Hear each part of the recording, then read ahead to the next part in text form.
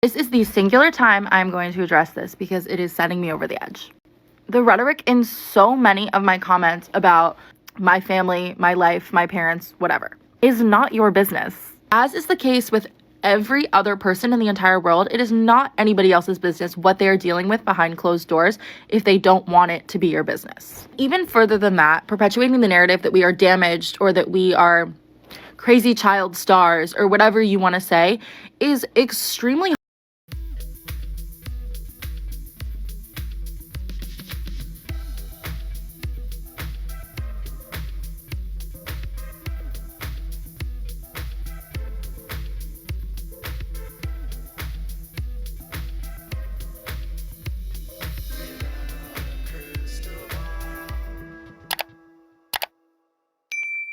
Hey everyone, it's Katie from Without a Crystal Ball. Welcome back to my channel. It's Monday, February 6th, 2023, and I hope you're having a wonderful day. I've finished 2 videos today, and I was about to do a video on Gwendolyn Brown, and then I just saw this TikTok video that was like popping up in the stories, and it was Mady Gosselin responding to a comment by a hater about her family, and she went all off. And I was watching the video, and at one breath I was like, yes, go girl, speak. And then the other times I thought, oh my gosh, she sounds just like her mom. And the other time I thought, is she okay? And then the other times I was like, this is quite the commentary on the world of reality television and what families become in the spotlight. So Kate Gosselin is obviously, everyone loves to hate her, or they don't like her, or some people do, has spent the better part of her life, adult life, on the reality TV circuit. She became famous on Kate and John +8, where we learned about her family and her sextuplets that she had with her husband, ex-husband now, John, and their twins, Kara and Mady. Now, the show was the biggest, most successful show on TLC, and it really catapulted TLC into the world of reality television and the trash that this network has become. This series was when Kate and John got divorced, 10 million people tuned in to watch. I mean, I think the highest rated show about the Duggars had 4 million. So this should tell you just like how big that show was. When Kate and John got divorced, the network tried to interfere, and John left and Kate went on. It's been this back and forth in the media ever since between John and Kate and their contentious relationship since their divorce. John doesn't agree with her being on reality television. He's spoken out about her taking money from the kids. Collin Gosselin did an interview a couple of months ago, where he opened up for the first time. This was a child that disappeared for several years, that apparently was put away by his mother. Collin claims that he didn't have the issues that his mom believed he had, and he believes that reality television ruined his family. And he spoke about how he had to overcome a lot in order to get to a place where he is today, but wanted to sort of set the record straight that he didn't believe he should have been sent to this place by his mom. And it was revealed that his mom and he don't have any relationship, and Kate doesn't talk to him. And yeah, so obviously, like, that was one of the last times we hear from the Gosselins.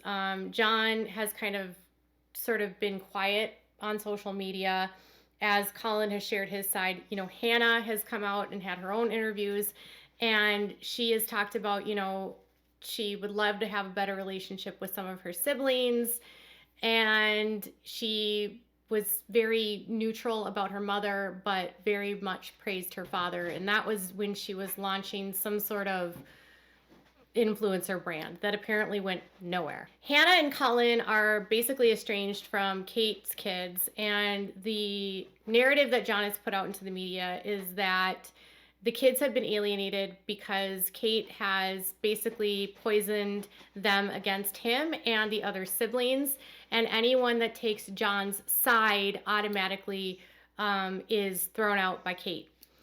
And Kate hasn't responded other than to like go through an attorney. And there was a whole incident where Collin posted on Instagram and said that his dad pinned him down, and that turned out to be not true. It was he had to be like held due to like he was throwing stuff and he was having sort of a meltdown. and Kate called him abusive, and Kate hadn't seen Collin in like years. So obviously, like, John was like, this is ridiculous. And a lot of people slam Kate for isolating the kids from John. And the kids don't really talk about it that are with Kate. So we don't really know like Maddie's side or Kara's side or the four that live with Kate. We know that they stayed with Kate and that they don't have a relationship with John. That's really all we know. So anyways, Mady puts up this video about sisters, and it's like this TikTok where it's just like text messages between her and her sister. I don't know which sister, if it's multiple sisters. I don't know if it's just her and Kara. There are some between her and Kara, but I don't know if it includes like the other girls that are in her house. And someone made a comment about, what it would be like if there wasn't triangulation within the family, and what it would have been like if Kate hadn't interfered. And I think the comment wasn't actually hateful. I think the comment was more like them saying that like maybe they were hoping that the family could reunite, because maybe they felt like Hannah and her don't have a good relationship because of what happened between Hannah and Kate. But Mady took that a completely different way, and this is what she said. This is the singular time I'm going to address this because it is sending me over the edge. The rhetoric in so many of my comments about childhood trauma and healing and whatever you want to say about my family, my life, my parents, whatever, is not your business. As is the case with every other person in the entire world, it is not anybody else's business what they are dealing with behind closed doors if they don't want it to be your business. Even further than that, perpetuating the narrative that we are damaged or that we are crazy child stars or whatever you want to say is extremely harmful, as myself and my siblings are going out into the world and will be functioning members of society with careers. There seems to be like a public consensus that if you're in the public eye, your entire life belongs to the public, and that is in no way true. Regardless of whatever narrative you've created in your head from what you've seen, my siblings are doing so well. They are all amazing people. They are all smart. They are all kind. They're driven students. They're working hard. They're funny. They're stylish. As upsetting as it is to hear this, you are not entitled to that information about their lives or about my life. What I share on social media is my choice, and you are not entitled to anything more than that. I'm sorry if that's hard to hear, but that is a boundary that I have set for myself and for what I share on here about my family. And if you can't respect it, then unfollow me or I'll block you. The internet shouldn't be just a free-for-all where you can bully everyone that you see. Decorum and kindness should still exist in comment sections, and you shouldn't say things that you wouldn't say right to my face. Yes, there is nothing stopping you from commenting these things except for yourself. You should choose to be kind to people and respect their privacy on the internet. Okay, first of all, did anyone else hear Kate when you heard Mady talking? Like, nothing against Kate or anything. It's just she sounds so much like her mom. I was like, oh my gosh, she literally is like Kate. Like the cadence and like the way that she articulates things. I was like, oh my gosh, she sounds like her mom. All of that aside, there is some definite points in here that I think are like so accurate. I think there is so much stress that's put on to kids that are on reality shows. And then once they leave the reality show, there's this idea that the public has a right to know about them. Now, some reality kids or from reality shows, literally, like, once they're on the show, they don't have a social media, they don't have a platform, they don't have like a public presence. Mady is not one of those. So there's probably like intrigue with her because she does engage with her audience. She's got a TikTok with over 200,000 followers. She puts up like Amazon like wish lists. People send her gifts and she opens and does unboxings from people that watch her. So she's clearly like benefiting from the fact that she has a public platform. So anytime someone grows up with watching someone on TV, people do have an invasive understanding and they're sort of nosy about like who that person is. And I can understand, like, if you've been on a show since you've been really, really young, it would feel like every single comment that's made to you is coming from a place of hostility, or like every single person that's making comments to you is doing so because they're a hater and not because they might be concerned or have some sort of idea. And for Mady, she's basically saying like, whatever narrative you have about me, just because you have a question about it, doesn't mean I don't have to respond to it, which is fair. She doesn't have to respond to anything. I just want to put that out there.